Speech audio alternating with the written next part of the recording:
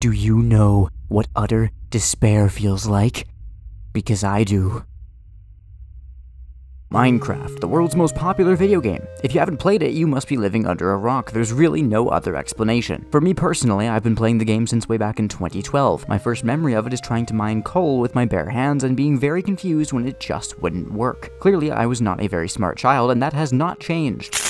So imagine how nervous I was to play this new, strange little game called Vintage Story, a game that I can only describe as Minecraft, but it wants you to suffer. I was scared to play this game because I already knew that it would not be kind to me. But let's face it, it had been a while since I had played Minecraft, and I had been looking for something new to rekindle the same feeling of exploration and adventure that game had when I first played it. I could always just go back to plain old Minecraft and see all the new things they've added in the last few years, but that would make me a Minecraft YouTuber, and that is not a road I want to go down. So against my better judgment, I bought Vintage Story instead and jumped in blind. Immediately, the game gives you the option to customize your character, including what shade of green you want their skin to be and what musical instrument you want their voice to sound like.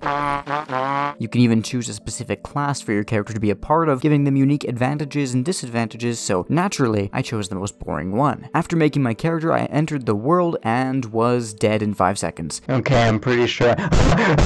This was going about as well as I expected. I didn't even see what had killed me, but apparently it was a wolf. Also, apparently in 10 days, there's going to be this thing called a temporal storm, whatever that is. I'm sure it's nothing to worry about. As the experienced Minecraft player that I am, I figured the first thing to do was obviously to get some wood from a tree. That's basically the first thing you'll do in any Minecraft world, so this was probably no different, right? And then I could make a beautiful little wood house for myself and all my friends.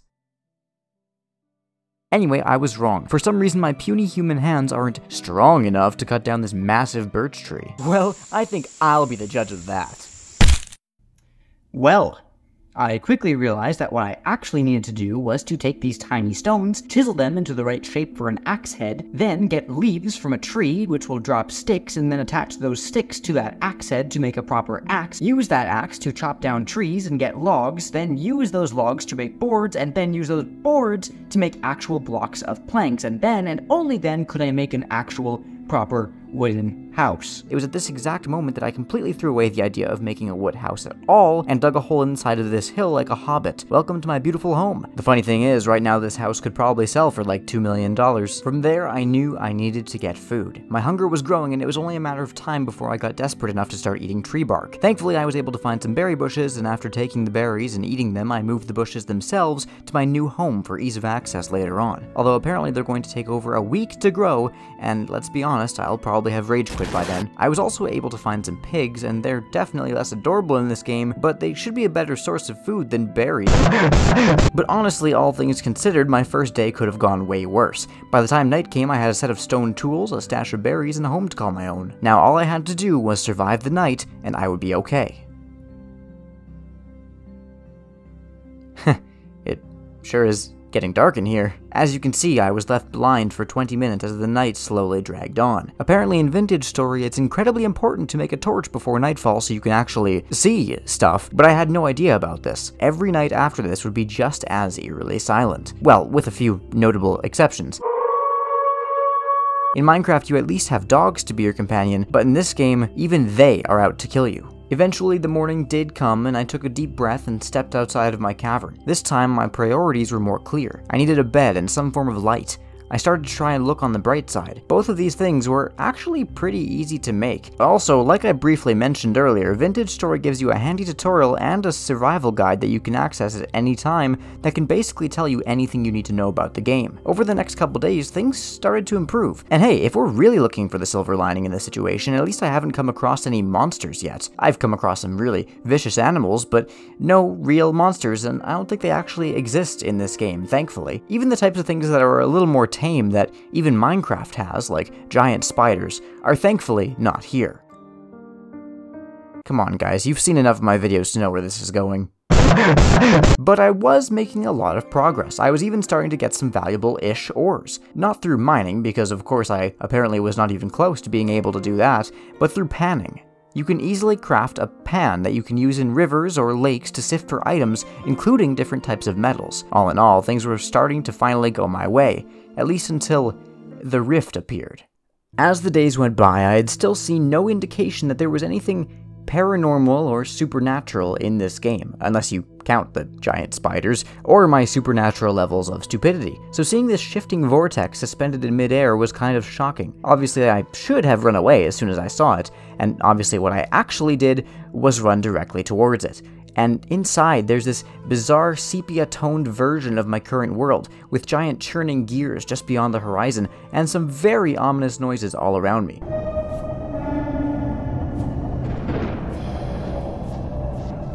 Oh, also Dave is here. Who's Dave? Don't worry about it. Now that I know there's actual monsters and mysterious dimensional portals in this game, the world as a whole becomes that much more terrifying. Which isn't great because it was already terrifying enough. Like, I know that Minecraft literally has hell as a dimension inside of it, and that's pretty scary. What the hell?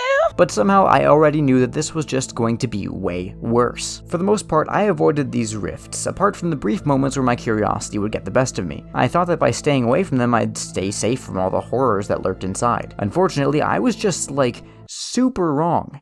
After a couple days in my world, I experienced my first temporal storm. A temporal storm, as I quickly discovered, is basically like stepping into one of those rifts, only much worse. Actual monsters called drifters can spawn, and I was nowhere near equipped to fight them at this point, so I did what any man in my shoes would do. I hid in a corner until the storm was over. After all the deaths I had already faced, I felt less and less confident in my abilities to conquer this game. My first day, I was feeling pretty good.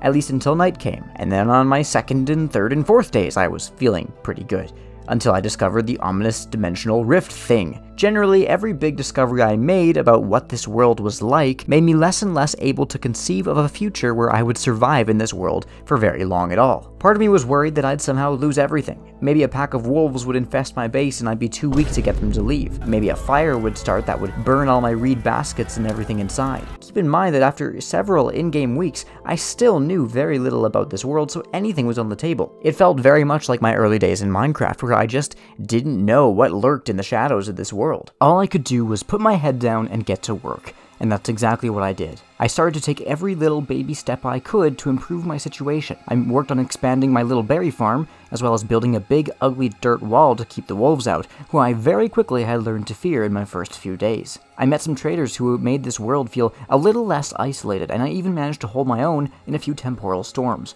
a sharp contrast to my old way of handling them. I even began actually preparing for winter in an underground cellar. I could only hope I'd have enough prepared by the time winter did roll around. In Vintage Story, winter is about as brutal as it would be in real life if you only had this level of supplies. Food sources are scarce and easily spoiled, and the piling snow created all kinds of problems that I could never have predicted. If you are ready for these challenges and prepare in time, winter can actually be kind of slow and monotonous, but if you're unfortunate enough to be caught off guard by it, it makes summer look like a walk in the park. And it did become my hardest challenge yet. I didn't actually die that much, thankfully. I had saved up a good amount of food, so that wasn't much of an issue, but whenever I tried to leave my home and explore, things got difficult. You might one day wander a bit too far from home in weather that's a bit too cold, and then that'll be the end. I had thought that I had mastered this game, but I was now being beaten down just as bad as before. Yet even through all of this, I couldn't really blame the game.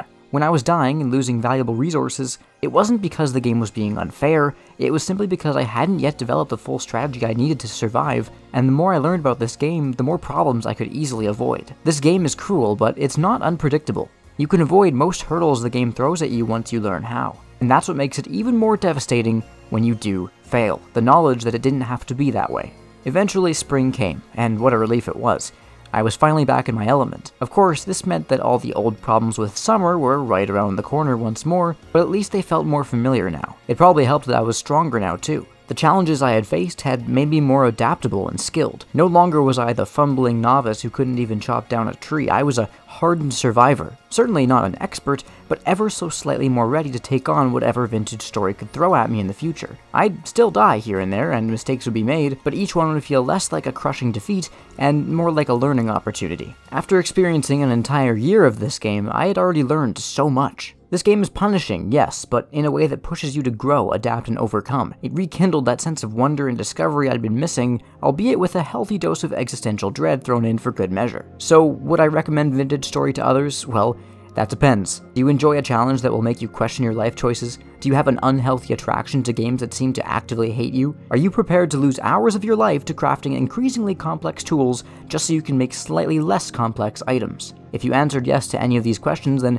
congratulations, Vintage Story might just be the game for you. As for me, I think I'll stick around this cruel, unforgiving world a bit longer. After all, I've got a temporal storm to prepare for, more places to explore, and who knows, maybe I'll even eventually build that wooden house I planned way back in the very beginning, because for all my progress, I'm still somehow living in this little dirt hole. But hey, baby steps, right?